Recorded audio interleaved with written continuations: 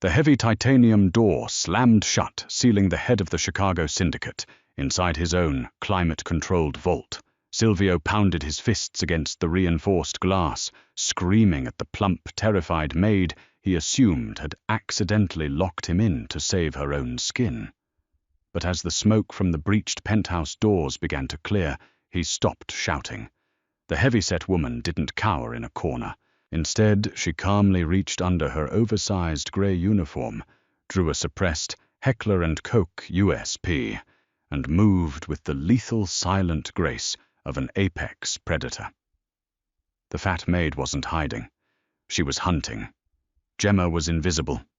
It was a superpower she had cultivated meticulously over the past 3 years. At 250 pounds, standing 5'7", she was a large woman. She had wide hips, thick thighs, and a heavy bust, all of which she deliberately concealed beneath the shapeless drab grey cotton of her housekeeping uniform. In the gleaming, ruthless world of the Chicago underworld, a fat, quiet maid with a slight limp and a penchant for keeping her head down didn't register as a human being. To the men who commanded armies and moved millions, she was furniture. She was the help. She was nothing. And that was exactly how Gemma survived. The penthouse on Astor Street occupied the entire top floor of a high-rise in the Gold Coast neighborhood. It belonged to Silvio Marino. At 34, Silvio was the youngest head the Marino crime family had ever seen. He was a man who lived his life on a razor's edge, entirely dependent on his own sharp intellect and his ruthless enforcement of loyalty. Gemma ran the quiet, German-engineered Miele vacuum over the hand-woven Persian rug in Silvio's sprawling office. She moved methodically, her eyes taking in everything. She noted the empty bottle of Macallan 25 on the mahogany desk, calculating that Silvio had been up late, entertaining the Albanian delegates. She noticed the slight scuff marks on the hardwood floor near the balcony, indicating 2 men had stood there in a tense pacing standoff. She memorized the layout of the loose papers, the position of the Beretta 92FS, carelessly left near the humidor, and the flashing green light of the encrypted router. To the untrained eye, Gemma was just a heavy woman struggling slightly to bend over and wipe the baseboards. In reality, her heart rate rested at a steady 60 beats per minute. Her muscles were loose and primed, and her mind was mapping the structural vulnerabilities of the room. The heavy mahogany doors to the office swung open. Silvio marched in, flanked by 2 of his top lieutenants, Matteo and Aldo. Silvio looked immaculate, as always wearing a charcoal grey Ermenegildo Zegna suit that cost more than a mid-sized sedan. A platinum Patek Philippe Nautilus gleamed on his left wrist as he aggressively loosened his silk tie. "The Albanians are pulling back on the port deal," Silvio snarled, walking right past Gemma without so much as a glance. He poured himself a measure of scotch. "They think we're weak because of the hit in Southside last week." "We can lean on them, boss." Matteo offered a hulking brute of a man whose tailored jacket could barely contain his shoulders. "Send a message." "A message is loud," Silvio snapped, turning to face the window overlooking Lake Michigan. "Loud brings the feds. I want it handled quietly. Cut their supply lines. Starve them out." Gemma continued dusting the bookshelves. She bumped her hip intentionally against the heavy oak desk, letting out a soft, subservient apology in broken English. "Watch it," Aldo muttered with a sneer, looking at her with undisguised disgust. "Clumsy cow. Finish the floor and get out." Gemma bowed her head submissively. "Yes, sir." "Sorry, sir." She turned toward the door, her heavy footsteps thudding softly against the floorboards. She knew exactly what Aldo saw, a slow, soft target. Someone completely devoid of danger. That was when the explosion hit. It wasn't a random blast. It was a highly coordinated shaped charge detonation designed specifically to blow the reinforced steel pins out of the penthouse's private elevator doors. The sheer concussive force shattered the floor-to-ceiling windows overlooking the lake. Glass rained down like diamond shrapnel. Silvio was thrown to the ground, the Scotch glass shattering in his hand. Matteo and Aldo immediately drew their weapons, shouting over the ringing in their ears. Through the smoke pouring into the foyer, laser sights cut through the haze. 3 men stepped out of the ruined elevator shaft. They were moving with tactical precision, dressed in all black, wearing specialized Arc'teryx assault gear, and wielding Daniel Defense Mk18 short-barreled rifles. They weren't street thugs. They were professional contractors. Matteo didn't even get a shot off.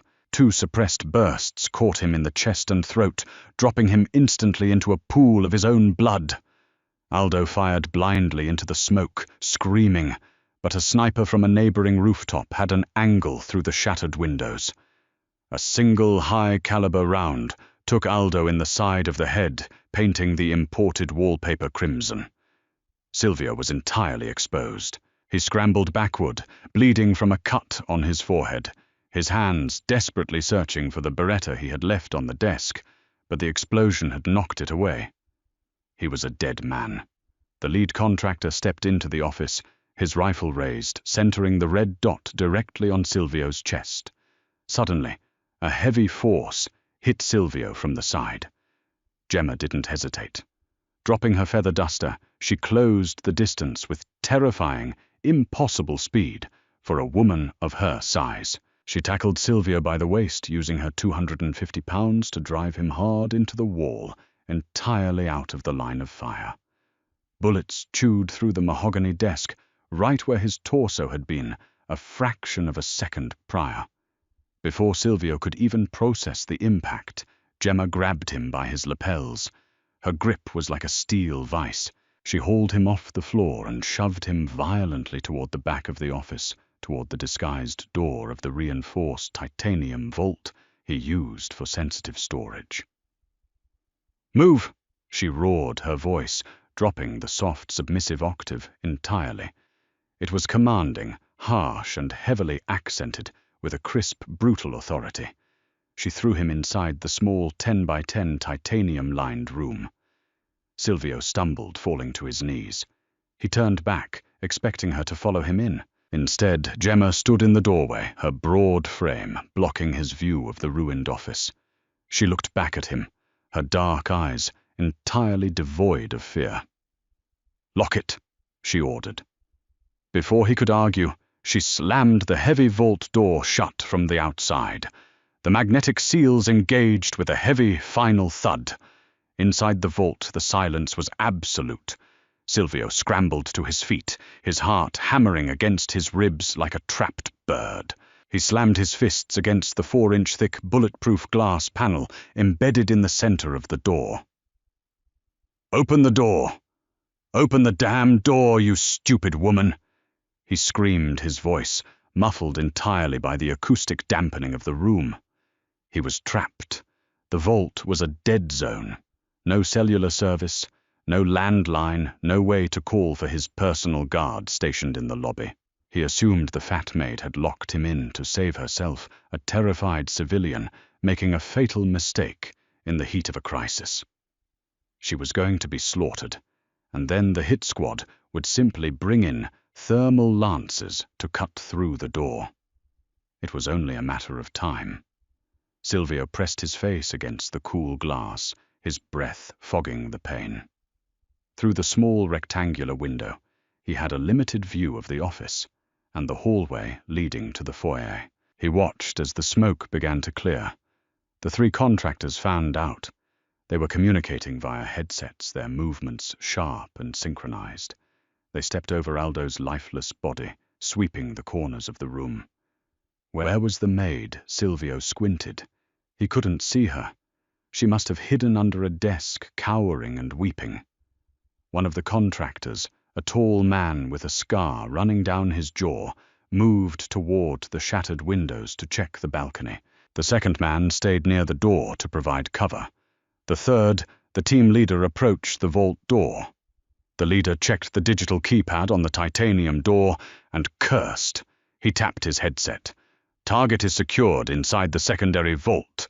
Bring up the torches. We have maybe 10 minutes before local law enforcement responds to the blast." Silvio felt a cold sweat break out on the back of his neck. He stepped back from the glass, looking around the small room for a weapon. Nothing but stacks of cash, encrypted ledgers, and a few gold bars. He was utterly defenseless. Outside, the contractor near the hallway turned his head. A soft scraping sound had echoed from the adjoining corridor. The man raised his MK-18, slicing the pie as he moved into the hallway. Silvio watched through the glass, his breath catching. The contractor turned the corner. From the ceiling, dropping like a silent, heavy stone, Gemma descended. She had wedged herself between the narrow walls of the corridor near the ceiling, an impossible feat of upper body strength given her weight. She dropped directly onto the man's shoulders. The physics were devastating. 250 pounds of dense mass, combined with the momentum of gravity, snapped the contractor's neck the instant she landed on him. The man crumpled to the floor without a single sound, his spine completely severed. Silvio's jaw dropped. He stepped closer to the glass, wiping the fog away with a trembling hand. Gemma didn't roll away. She stayed low to the ground. In one fluid motion, she unclipped the heavy, customized combat knife from the dead man's chest rig, discarding it in favor of reaching beneath her own oversized grey dress. She pulled out a jet-black, suppressed Heckler & Koch USP. It wasn't a standard gangbanger weapon. It was an operator's pistol. She didn't look like a clumsy, overweight maid anymore. Her posture had completely shifted. She maintained a tight center-axis relock stance, keeping the weapon close to her chest to maintain control in close quarters. Her wide hips and heavy base, which made her look sluggish when she was sweeping floors, now provided an incredibly stable low center of gravity. The second contractor, the one on the balcony, noticed the absence of his partner's footsteps. He turned his boots, crunching on the broken glass. "Bravo 2 report," he muttered, stepping back into the office. Gemma emerged from the hallway. She didn't sprint. She glided, stepping precisely where the floorboards wouldn't creak. The contractor swung his rifle toward her. He saw a fat woman in a maid's uniform, and for a fatal fraction of a second, his brain failed to process her as a lethal threat. He hesitated. It was all Gemma needed. She fired twice. Pfft. Pfft. The suppressed rounds were whisper quiet. The first bullet took the man in the sternum, cracking his ceramic strike plate. The second found the unprotected gap right under his chin, traveling up into his brain stem. He dropped like a marionette with its strings cut. Silvio pressed his hands against the glass, his mind struggling to comprehend what he was witnessing. The woman who had spent the last 8 months apologizing for bumping into his furniture, the woman who sweated profusely while carrying his laundry, was currently dismantling an elite kill squad with the cold, mechanical efficiency of a veteran assassin. The team leader, standing only 10 feet from the vault door, heard the heavy thud of the second body hitting the floor. He spun around, raising his rifle. Gemma was already moving. She knew she was out in the open now, and the team leader had his sights on her. He pulled the trigger, firing a burst of 5.56 rounds. Gemma used her momentum. She threw her heavy frame into a brutal rolling dive behind the massive oak desk. Wood splintered and shattered as the bullets tore through the furniture, but she had successfully broken the line of sight. The leader advanced slowly, his weapon trained on the desk. "Come out, bitch. I'll make it quick," he barked, pulling a flashbang grenade from his vest. Silvio watched, completely powerless. He wanted to shout to warn her, but the glass was too thick. The leader pulled the pin on the flashbang and tossed it behind the desk. In a fraction of a second, Gemma kicked the heavy Persian rug up with her thick leg, catching the rolling grenade in the heavy fabric. She threw her entire body weight onto the far edge of the rug, suffocating the concussive blast and blinding flash beneath the thick layers of wool. A muffled crump shook the floor, but the blinding light was contained. The team leader hesitated, confused by the lack of a blinding flash. That hesitation cost him his life. Gemma lunged from the opposite side of the desk. She didn't bother raising her pistol. Instead, she charged him. The man tried to track her with his rifle, but she was too close. She slammed her shoulder directly into his chest. Mass is momentum. Weight is leverage. 250 pounds colliding at a dead sprint knocked the breath from the highly trained killer, lifting him off his feet and slamming him into the plaster wall. Before he could recover, Gemma pinned his rifle against the wall with her left arm. With her right hand, she drew a Microtech Halo Viper out the front blade from her apron pocket. The steel snapped out with a vicious clack.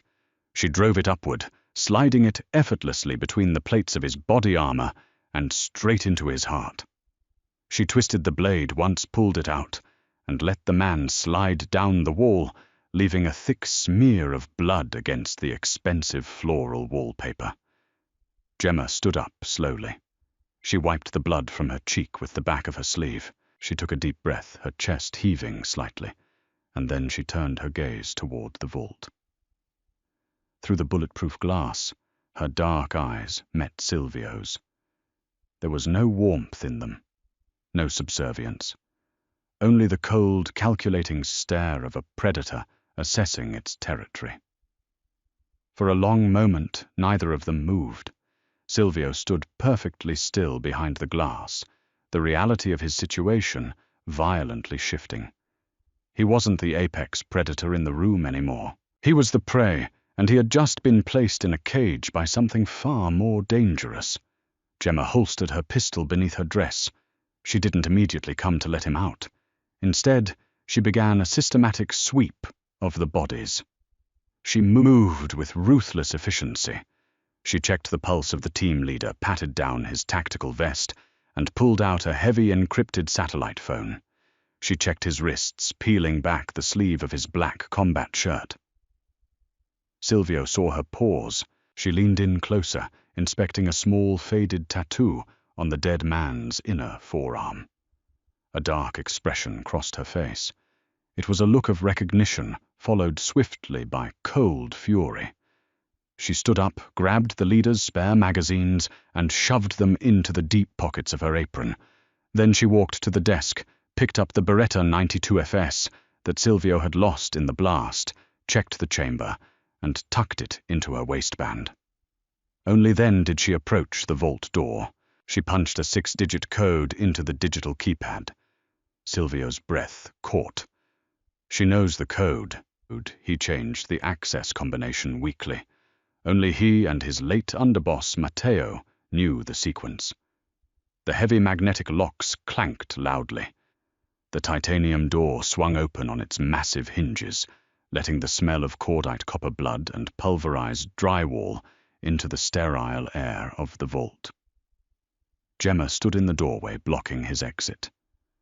"We have 3 minutes," she said. Her voice was completely different now. Gone was the high-pitched, apologetic squeak of the terrified maid. Her tone was low, steady, and gravelly. "The police will secure the perimeter in 5, but whoever sent these men will have a secondary containment team downstairs. We need to move." Silvio didn't step forward. He stared at her, his mind racing. "Who the hell are you?" Gemma looked at him, her expression flat. "I'm the woman who vacuums your floors, Mr. Marino, and right now, I'm the only reason your brains aren't decorating your Picasso in the hallway. Put your shoes on." "You killed 3 Tier 1 operators in under 60 seconds. Silvio said, his voice dangerously low. He was trying to assert dominance, trying to reclaim the power dynamic. He stepped closer to her, puffing out his chest. "You knew my vault code. You're a plant. Who do you work for? The Falcone family? The feds?" Gemma didn't flinch. She didn't back down. She just looked at him, entirely unimpressed. She stepped into his personal space. Her sheer physical presence was intimidating, her broad shoulders squaring off against his. "If I worked for the Falcones, I would have let them shoot you," she said coldly. "If I worked for the feds, you'd be in handcuffs. I don't work for anyone. I am hiding, and your little Mafia turf war just blew my cover." Silvio frowned, calculating. "Hiding from who?" Gemma glanced back at the body of the team leader, from the men who trained him. The tattoo on his arm, it's a mark from a black site private military firm operating out of Eastern Europe. They don't do Mafia hits. They do high-value asset retrieval. She turned back to Silvio, her eyes narrowing. "Which means they didn't come here for you, Silvio. They used the explosive breach as cover." She pointed a thick finger at his chest. "They came here for me. You were just collateral damage." Silvio's mind reeled. The head of the Chicago syndicate, a man who commanded fear and respect across the city, was entirely irrelevant to the bloodbath in his own penthouse. It was an insulting, staggering realization. They breached the elevator. Gemma continued moving past him into the vault to grab a heavy duffel bag of emergency cash he kept on the bottom shelf. She slung it over her shoulder effortlessly. "That means the stairwells are likely compromised with tripwires or a holding team. The lobby is a kill zone." "There's a service elevator," Silvio said, his survival instincts finally overriding his bruised ego. "It runs down to the laundry sub-basement. No cameras. We use it for discreet product transport." "Good. Lead the way." Gemma gestured toward the door with her pistol. "Wait." Silvio stopped, looking at her. "You're taking me with you. You know the building. I know how to kill the men trying to stop us." Gemma replied, her face a mask of brutal pragmatism. "Symbiosis, Mr. Marino.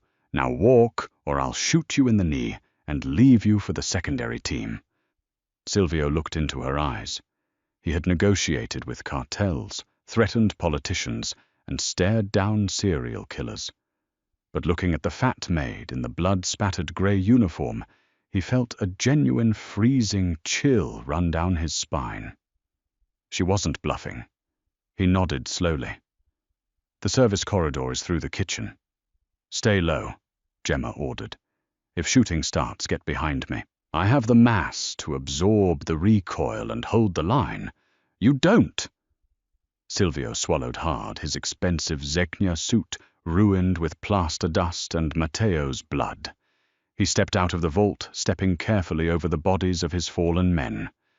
As they moved toward the kitchen, Silvio couldn't help but watch her.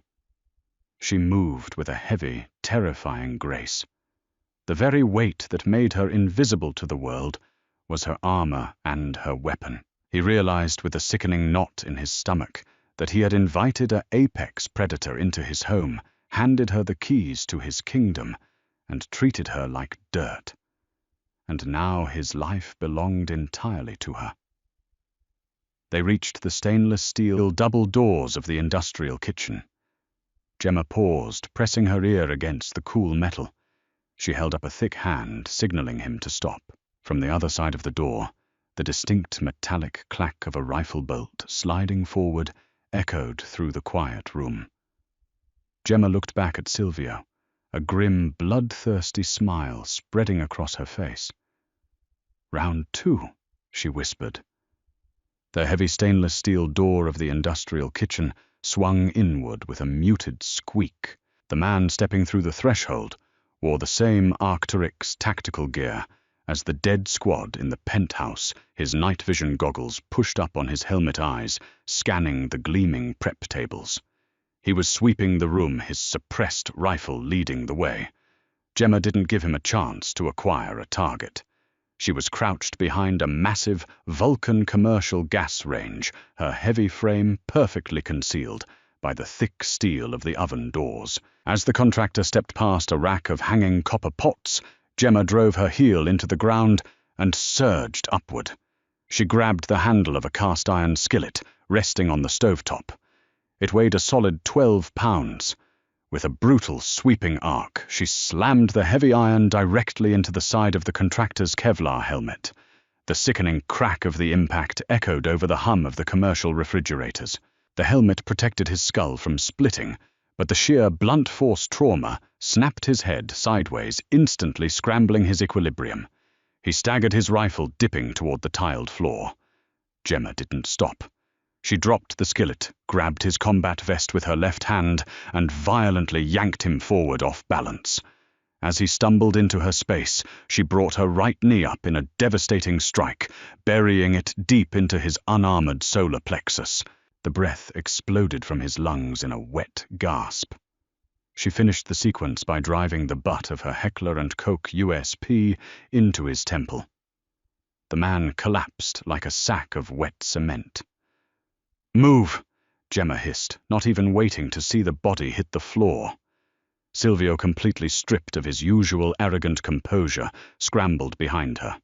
His expensive Ermenegildo Zegna suit was stained with soot and blood. He watched in a state of suspended shock as his housekeeper expertly stripped the unconscious man of his spare magazines, slotting them into the oversized pockets of her grey uniform dress. "Through the pantry," Gemma ordered, pointing with the barrel of her pistol. "The service elevator is at the back." They navigated the narrow aisles of dry goods and imported olive oils. Silvio's heart hammered against his ribs. The power dynamic had shifted so violently, he felt seasick. He was the head of the Merino Syndicate, a man who commanded hundreds of loyal soldiers, yet right now he was utterly useless. He was a liability. The fat, limping woman he had verbally abused for 8 months was the only thing standing between him and a zipped body bag. They reached the heavy reinforced doors of the freight elevator. Gemma punched the call button. The gears groaned, and the doors rattled open to reveal a scarred, metal-paneled interior that smelled of bleach and old linen. "Get in the corner. Keep your head down," Gemma instructed, dragging the heavy metal gate shut. She slammed her palm against the button for the sub-basement. The elevator jerked and began its slow, grinding descent. The sheer, terrifying silence of the shaft enveloped them. Silvio slid down the metal wall, his knees pulling up to his chest. He looked up at Gemma. She was checking the chamber of the dead contractor's rifle, her face a mask of stone-cold concentration. She looked completely at home, holding a weapon of war. "You're not a maid," Silvio breathed, his voice barely a whisper. It wasn't a question, but a desperate need to vocalize the impossible reality. Gemma clicked the safety on and let the rifle hang on its tactical sling across her broad chest. "Astute observation, Mr. Merino." "Who are you running from?" Silvio demanded, a spark of his old authority flickering back to life. "You bring a hit squad into my home, kill my men, and drag me into this. I demand to know what kind of war I'm in." Gemma looked down at him, her dark eyes entirely devoid of sympathy. "You don't make demands anymore, Silvio. You survive. That's your only job right now." She leaned back against the opposite wall, the elevator shuddering slightly as it passed the 30th floor. The men upstairs belong to the Vales Group. They are a private military contractor operating out of the Balkans. They specialize in extractions, black site interrogations, and erasing people who become inconvenient to very powerful governments. Silvio swallowed hard. The Vales Group. Even in the underworld, they were a ghost story. Rumors of a rogue PMC that operated with zero oversight and absolute ruthlessness. And you worked for them. I was their lead extraction specialist. Gemma said, her voice dropping a register sounding like grinding granite. I was the one they sent to pull high-value targets out of heavily fortified locations. 6 years ago, they ordered me to extract a whistleblower in Prague. But the target wasn't a spy. It was a 14-year-old girl who had seen something she shouldn't have. Gemma's jaw tightened. I don't do kids. I killed my commanding officer, took the girl to a safe house and vanished. They've been hunting me ever since. Silvio stared at her heavy frame, the wide hips and thick waist. And the disguise. A grim, humorless smile touched Gemma's lips. Physical camouflage. I spent 2 years intentionally putting on 80 pounds. I altered my gait to fake a bad knee. I adopted an accent and took menial jobs. People see a fat, slow immigrant woman sweeping floors and their brain automatically categorizes her as harmless. Invisible. You did it yourself. You looked right past me every single day. Silvio felt a flush of genuine shame, a rare emotion for the mob boss. She was right. He had never once looked her in the eye. Suddenly the elevator halted with a violent screeching jolt. The overhead fluorescent lights flickered and died, plunging them into absolute darkness. A second later, the emergency red backup lights hummed to life, bathing the scarred metal car in a bloody glow. "They cut the winch power," Gemma said, her voice entirely calm. "They know we're in the shaft." Silvio cursed loudly, scrambling to his feet. "We're trapped in a metal box." "No," Gemma said, stepping onto a heavy milk crate left in the corner of the elevator. She reached up to the ceiling panel. "We're in a choke point, and I don't die in boxes." She pressed her thick, powerful hands against the emergency escape hatch in the ceiling. With a sharp grunt, she shoved the rusted metal plate upward, flipping it out of the way.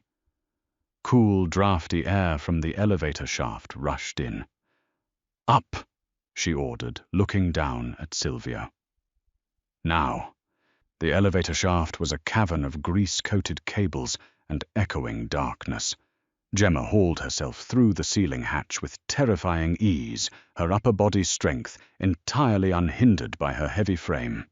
She reached down her thick forearm, rippling with muscle, and grabbed Silvio by the collar of his ruined suit jacket. With one brutal heave, she pulled the 180-pound Mafia boss through the hatch as if he were a rag doll. "Don't look down," Gemma whispered, handing him the Beretta 92 FS she had taken from the office. "We are 4 floors above the sub-basement. We climb down the maintenance ladder on the wall.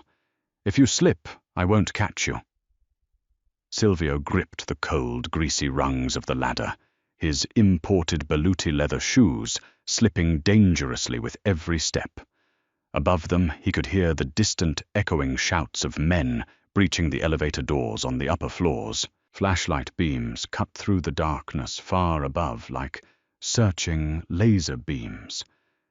They moved quickly, the scrape of their shoes masked by the ambient hum of the building's ventilation system. Gemma moved with a heavy, rhythmic grace, her boots finding every rung perfectly. They reached the sub-basement level. Gemma bypassed the main doors, pulling a heavy crowbar from a maintenance box on the wall. She wedged it into the gap of a secondary ventilation grate and popped it open. "Crawl," she instructed. Silvio scrambled through the dusty duct, dropping out the other side, into the stifling heat of the building's industrial laundry room. The air was thick with humidity and the smell of bleach. Massive Speed Queen washing machines hummed along the walls, blowing thick clouds of steam from their exhaust pipes. The room was a labyrinth of hanging linen racks, rolling carts, and heavy machinery. It was dark, hot, and visually chaotic. It was a hunter's paradise. "Stay behind the commercial dryer," Gemma whispered, pushing Silvio into a shadowed alcove. "Do not shoot unless a target is looking directly at you. Muzzle flashes in this steam will give away your position." Before Silvio could nod, she vanished into the fog. She didn't walk. She stalked, blending perfectly into the heavy shadows and rolling clouds of white vapor.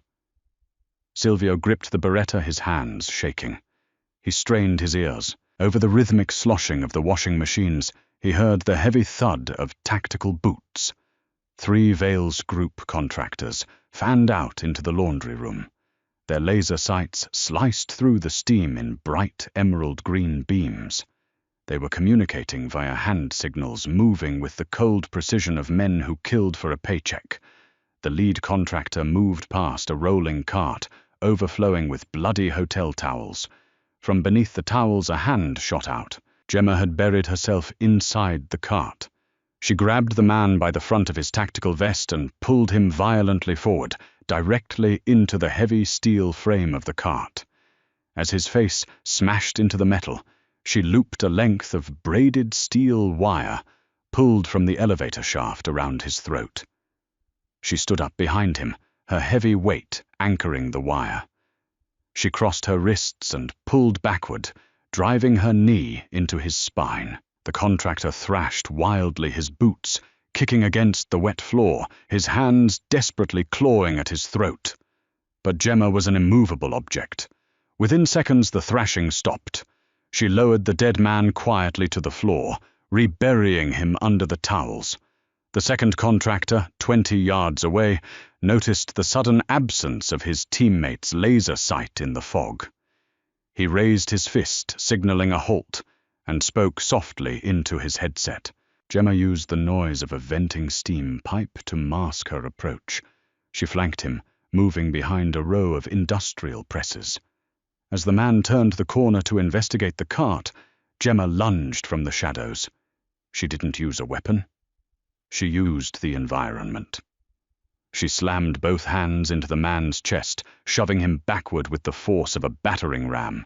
He stumbled back, his spine colliding violently with the exposed, scalding hot pipes of the primary boiler. The man screamed a high, piercing sound of absolute agony as the superheated metal seared through his combat shirt and burned his flesh. As his mouth opened in a scream, Gemma stepped forward, clamped her thick, calloused hand over his mouth to muffle the sound, and drove her microtech blade upward into the soft spot beneath his jaw. She held him pinned against the pipe until his eyes rolled back, then let him slide into a heap. Silvio watched from the shadows, mesmerized. He had known violent men his entire life. He employed sociopaths and killers, but he had never seen anything like this. Gemma didn't just kill, she orchestrated death. She was a master of leveraging physics environment and psychology against her enemies. Looking at her broad shoulders and fierce, blood-streaked face, Silvio felt a strange, terrifying thrill entirely unrelated to fear. She was magnificent. Only one contractor remained. Point man. He had heard the muffled scream. He knew his team was gone. Panic overrode his training. He began firing blindly into the steam, sweeping his rifle in wide, desperate arcs. Gemma didn't hide. She stepped out from behind a row of washing machines 15 feet away. The man spun toward her, raising his rifle. Gemma fired her USP once. The bullet shattered the man's kneecap. He shrieked, collapsing onto the wet floor, his rifle clattering away. Gemma walked toward him slowly, her heavy boots splashing in the puddles of condensation. She kicked his rifle under a machine and crouched beside him, pressing the hot suppressor of her pistol against his uninjured knee. "You didn't breach this building on your own," Gemma growled, her voice a low, terrifying rumble. "This penthouse has biometric lockouts on the main grid. Who gave you the override codes?" The mercenary gritted his teeth, spitting a mouthful of blood onto the tiles. "Go to hell, pig." Gemma didn't blink. She pressed the trigger slightly. "I'm already there, and I'm the one running the boiler. Tell me who gave you the codes, or I'll shoot your other knee, pack the wounds with bleach powder from that barrel, and leave you here to rot." The man looked into her eyes and saw nothing but an abyss. The bravado drained out of him instantly. Marino. It was a Marino. The cousin.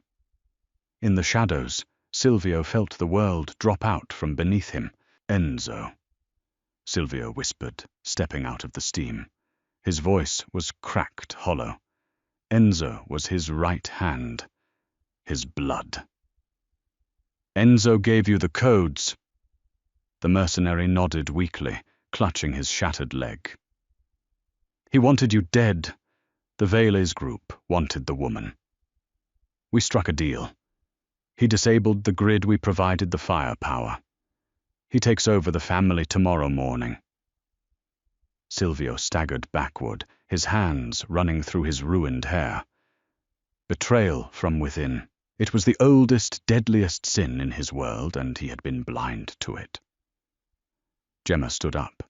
She looked at the mercenary, then down at Silvio. She didn't ask for permission. She simply raised her pistol and fired a single round into the contractor's head, silencing him forever. "The garage is down the hall," Gemma said, ejecting the spent magazine and slamming a fresh one home. "Your car is parked in the VIP bay. We leave now." Silvio looked at her. He had lost his men, his penthouse, and his empire. His own cousin had signed his death warrant. It had nothing left but the clothes on his back and the terrifying, beautiful weapon of a woman standing in front of him. "My armored Maybach is in Bay 4, Silvio said, his voice hardening, the shock slowly morphing into a cold, diamond-hard rage. He walked past the bodies, his posture straightening. He was a Merino. He didn't brake. They pushed through the heavy fire doors into the concrete expanse of the underground parking garage. The sleek, black Mercedes Maybach S680 Guard sat in the corner, a fortress on wheels. Silvio tossed her the heavy key fob. "You drive." Gemma caught the keys effortlessly. She slid into the driver's seat, the heavy leather groaning under her weight. She hit the ignition, and the massive V12 engine roared to life with a deep, guttural growl that echoed through the concrete bunker. Silvio climbed into the passenger seat. He looked over at the woman in the blood-stained maid's uniform. "Where to Mr. Marino?" Gemma asked, slamming the armored car into drive. Silvio stared straight ahead, his eyes burning with a lethal promise. "To war, Gemma. We are going to war." The Mercedes Maybach S680 Guard tore through the reinforced steel barrier of the parking garage like a 6-ton battering ram.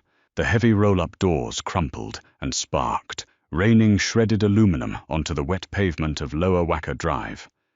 Gemma didn't even tap the brakes. She gripped the leather steering wheel with thick, calloused hands, her eyes locked on the subterranean labyrinth of concrete pillars and flickering sodium lights. "They'll have a perimeter street team," Gemma said, her voice cutting through the roar of the V12 engine. "A hit of this magnitude requires a containment ring." Silvio gripped the grab handle, his knuckles white. The shock of his cousin's betrayal had crystallized into a cold, absolute clarity. Enzo had sold him to the Veles group. Enzo had ordered his execution. In the Mafia, blood was everything, but spilled blood demanded a reckoning. "Lower Wacker is a gridlock at this hour," Silvio said, his tactical mind finally catching up to the adrenaline. "Take the maintenance access ramp toward the Stevenson Expressway. If we hit the highway, the armor on this car will buy us enough time to lose them." "No highways," Gemma countered, throwing the massive armored sedan into a drifting four-wheel slide around a tight corner. The tires screamed in protest. "On an open road, they'll call in a drone strike or ram us with a heavy transport. We stay in the concrete. We stay in the shadows." In the rearview mirror, a pair of blacked-out Chevrolet Suburbans swerved out from a side tunnel, their high beams cutting through the gloom. They were moving incredibly fast, accelerating with the unnatural whine of modified engines. "Hold on!" Gemma growled. Instead of outrunning them, she slammed her foot down on the brake pedal. The Maybach, weighing over 10,000 pounds, with its VR9-rated ballistic steel plating and bulletproof glass, decelerated violently. The lead Suburban, anticipating a high-speed chase, couldn't react in time. It slammed squarely into the reinforced rear bumper of the Maybach. The impact was deafening, but the German engineering held. The Suburban's front end crumpled like a discarded soda can, the radiator instantly exploding in a geyser of hissing steam.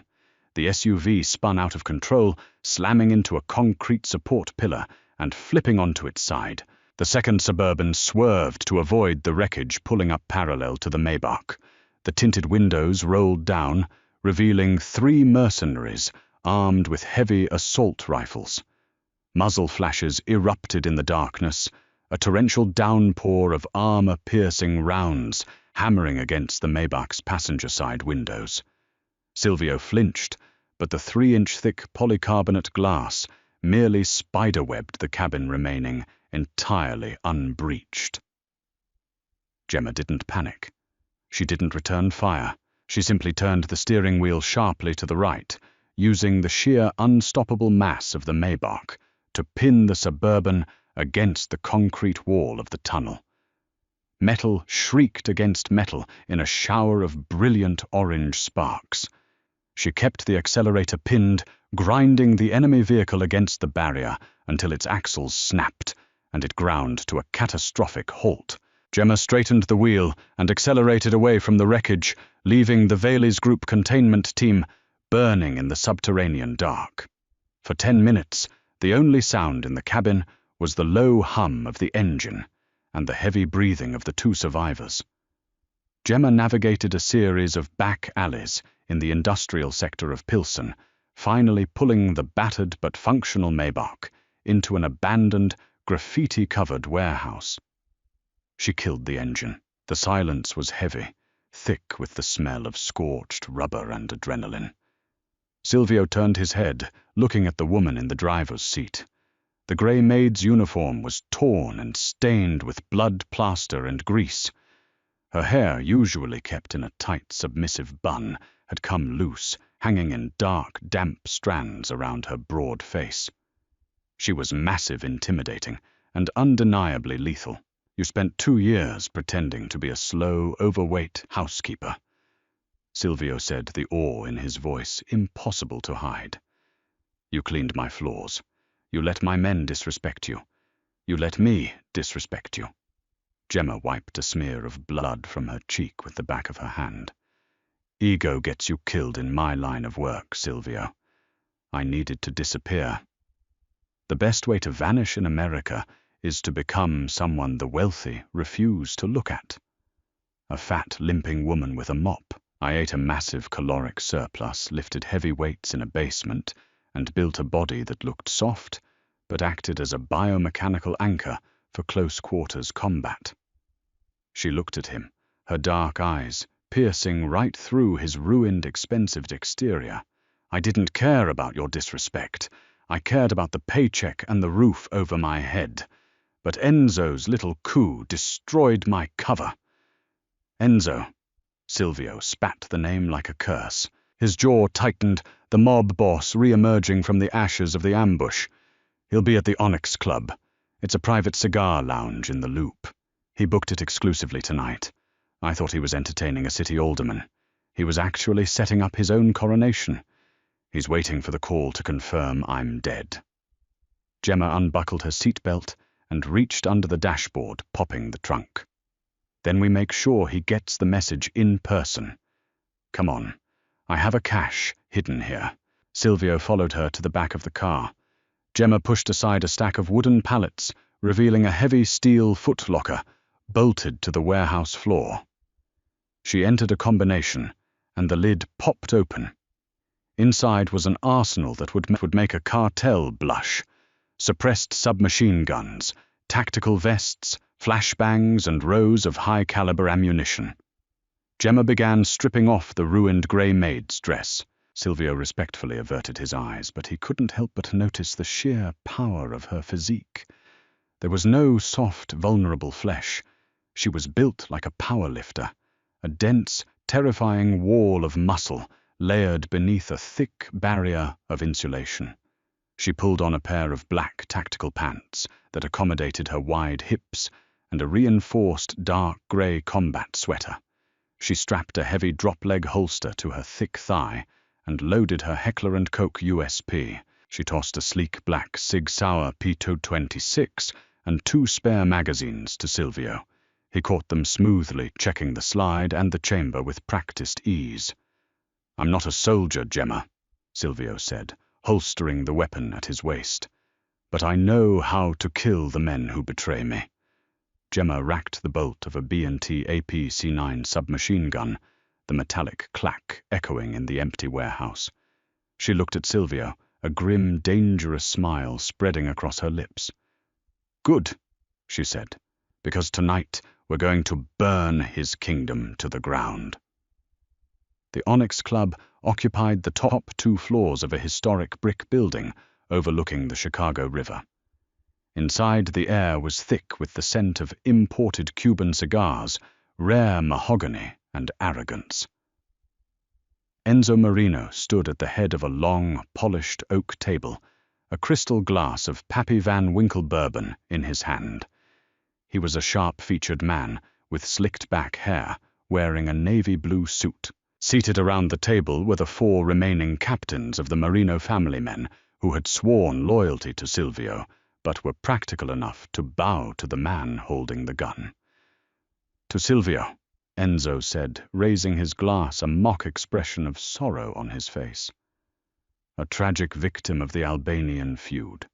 He was a visionary, but he was too soft for the wars to come. Tonight we honor him. Tomorrow we secure the ports. The captains raised their glasses, murmuring their hesitant agreements. The heavy oak doors of the lounge didn't burst open. They swung inward, quietly. The lights in the club suddenly flickered, and a sharp, high-pitched electronic squeal emanated from the security cameras mounted in the corners of the room. Gemma had found the building's localized server room and introduced a localized electromagnetic pulse charge, blinding Enzo's security detail downstairs. Enzo frowned, lowering his glass. "Franco, go check the breaker." Franco, a massive enforcer with a broken nose, stood up and walked toward the entrance. He stepped into the dimly lit hallway. A heavy gloved hand shot out from the shadows, clamping securely over Franco's mouth. Before the enforcer could struggle, a thick, powerful arm wrapped around his throat in a blood choke. Gemma, utilizing her incredible upper body strength and weight advantage, lifted Franco slightly off his feet, severing the blood flow to his brain in seconds. He went limp, and she lowered his 260-pound frame silently to the carpeted floor. Inside the lounge, Enzo grew impatient. "Franco, what the hell is taking so long?" "Franco is indisposed." "Enzo," a voice echoed from the doorway. The room froze. Silvio stepped into the light of the crystal chandelier. His charcoal suit was torn, ruined, and stained with Matteo's blood, but his posture was that of an undisputed king. The Sig Sauer P226 in his right hand was steady, pointed directly at Enzo's chest. Behind Silvio, Gemma stepped into the frame of the double doors. She didn't look like a maid. Dressed in dark, tactical gear, holding the suppressed submachine gun, at the low ready, she looked like an executioner. The remaining captains, hard men who had spent their lives in the criminal underworld, felt a visceral, primal wave of terror wash over them, just looking at her broad, unyielding silhouette. "Silvio." Enzo whispered, the color draining from his face entirely. The crystal glass slipped from his fingers, shattering on the hardwood floor, the expensive bourbon pooling around his Italian loafers. "You... the Albanians." "The Albanians had nothing to do with it, you cowardly piece of filth," Silvio said, his voice deadly calm. He advanced slowly into the room. "You bought a mercenary death squad to do your heavy lifting. You sold my life for a chair at the head of a table." One of the captains, a nervous man named Dante, reached inside his jacket for his weapon. Gemma didn't shout a warning.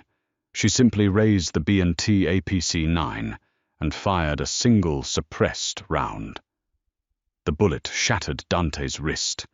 He screamed, dropping his gun and collapsing back into his chair. "Hands on the table," Gemma commanded, her voice a low, terrifying rumble that commanded absolute obedience. "All of you. Now."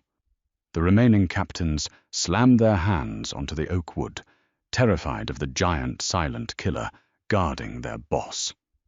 Enzo backed away, hitting the edge of the mahogany bar. He raised his hands defensively. "Silvio, wait. We can talk about this. It was business, just business. The Veles group approached me. They wanted the woman. She brought the war to us." Silvio didn't blink. He closed the distance, standing inches from his traitorous cousin. "She brought me survival, Enzo," Silvio said softly. "You brought me a knife in the back. In this family, the penalty for treason is absolute." "Silvio, please." Silvio raised the Sig Sauer and pulled the trigger. The unsuppressed gunshot was deafening in the enclosed space of the cigar lounge. Enzo's head snapped back a mist of crimson, painting the expensive liquor bottles behind the bar. He crumpled to the floor, dead before his knees hit the hardwood. The ringing in the room slowly faded, replaced by the terrified, ragged breathing of the surviving captains. Silvio didn't look at the body. He slowly turned to face the men seated at the table. He tucked the hot pistol into his waistband and adjusted the lapels of his ruined, blood-stained jacket. "My cousin was the victim of an unfortunate fatal robbery," Silvio announced to the room, his voice echoing with absolute authority. "I am still the head of this family. The ports remain ours. The Albanians will be dealt with. Do any of you have a dissenting opinion?" The captains shook their heads frantically, their eyes darting between Silvio and the hulking, lethal woman standing guard at the door. Silvio walked over to Gemma. The adrenaline of the night was beginning to fade, leaving behind a profound sense of clarity. He looked up at her. She was a foot shorter than his own enforcers, but she cast a shadow larger than any man he had ever known. She had saved his life, orchestrated his revenge, and restored his empire.